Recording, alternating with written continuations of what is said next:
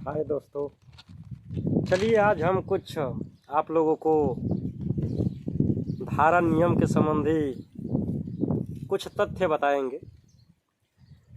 देखिए, हम लोगों के भारतीय दंड संहिता जो है, इंडियन पैनल कोड, जो एक कोड बना करके मानक रखा है, उन कोडों के अंतर्गत क्या क्या आता है उसके बारे में हम लोग चर्चा करेंगे।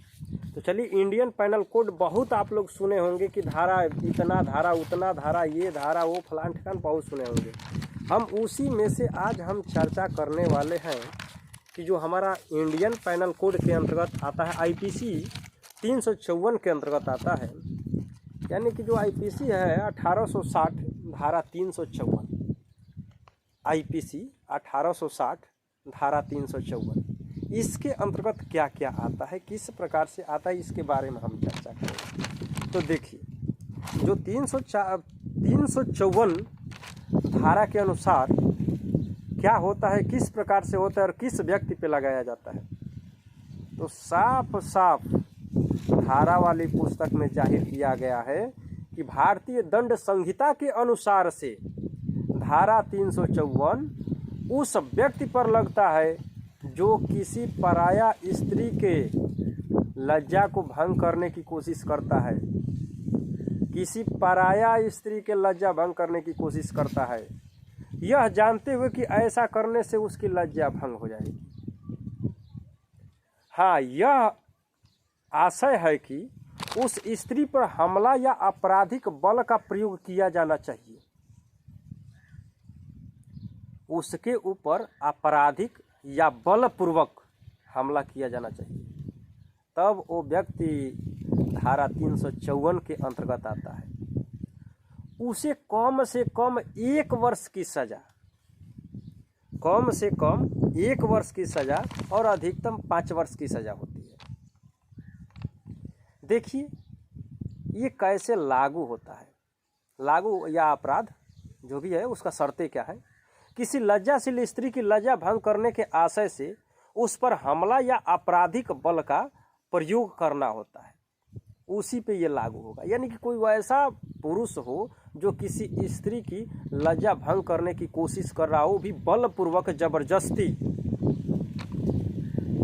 इसमें अपराध की सजा देखिए क्या है, 1 से 5 वर्ष का कारागार हो सकता है या आर्थिक दंड हो सकता है।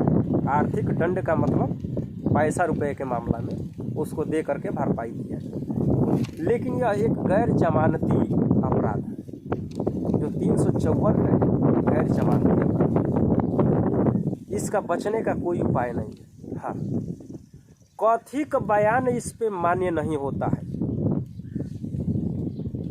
कथित बयान का मतलब, यदि अभियुक्त, अभियुक्त का मतलब अपराधी, अभियुक्त कथित बयान दे दे तो कथित बयान मान्य नहीं होता है।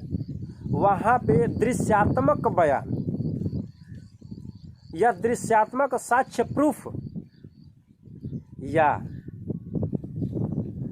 श्रवणित प्रूफ, जो कान से सुना गया प्रूफ हो, वो मान्य होता है। दृश्यात्मक प्रूफ का मतलब कोई वैसा इमेज हो या कोई उस घटना को देखा हो कि हाँ ऐसा नहीं हुआ है, वो मान्य होगा। नहीं तो श्रवणित प्रूफ का मतलब कि किसी के कॉल रिकॉर्डिंग को सुन करके इसको सत्यापित करना कि नहीं ऐसा बलपूर्वक नहीं हुआ है, तालमेल से हुआ है। ठीक, अब देखिए, जो आईपीसी 1860 354 है, ये छेड़छाड़ के मामला में आता है मुख्य रूप से। ये 354 धारा को ही कहते हैं छेड़छाड़ का धारा। यदि आप किसी लड़की या किसी महिला के साथ छेड़छाड़ करते हैं तो उसके अंतर्गत ये धारा आती है। देखिए, जो 1860 में संशोधन हुआ था, 1860 में नहीं, वो एक पैनल कोड है, ये गैर जमानती की श्रेणी में रखा गया है। इसका भी अलग अलग भाग बनाया गया है। 354 केवल एक ही नहीं है, इसका भी 4 भाग है। इसका 4 भाग है।